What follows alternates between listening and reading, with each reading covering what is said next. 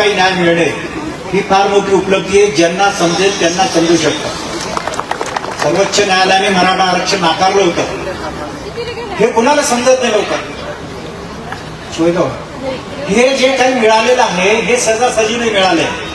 म्हणून दादाच्या आंदोलनात जे काही आपण आंदोलन केले, अनेकांनी जे त्याच्यात जीव दिलेले आहे, पण सुप्रीम कोर्टाने मराठा आरक्षण नाकारल्यानंतर मनोज दादा आरक्षण आंदोलन करतोय.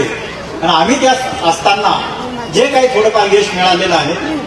आज मी का बरं बोलत आहे, आम्हाला 33 वर्ष झाले, भोवला 26-27 वर्ष झालेले आहे.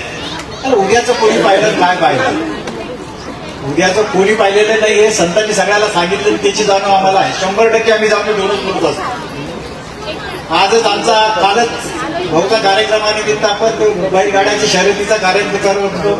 थोडं संध्याकाळ झाली, शांतीने बसलो होतो, दादू सरांची चर्चा करत होतो. विलास भाऊ पण तिथं होता. जो मुलगा पुण्याहून आपल्या कार्यक्रमाला येणार होता त्याचा डाटा रामभाऊ जाधव म्हणून दरवर्षी आपल्या कार्यक्रमाला राहतो.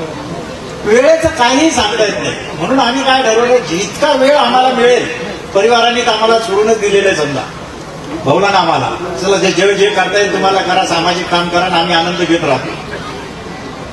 तर महत्वाचं काय सांगायचं की जो काही वेळ आम्हाला आता मिळणार आहे त्याचा आम्ही सदुपयोग करणार आहोत. हा सदुपयोगाचा असेल, जसं आजच सांगितलं की जगन्नाथपुरीला भाऊने एक राऊंड मारून आलेलो, आम्ही राऊंड मारलेला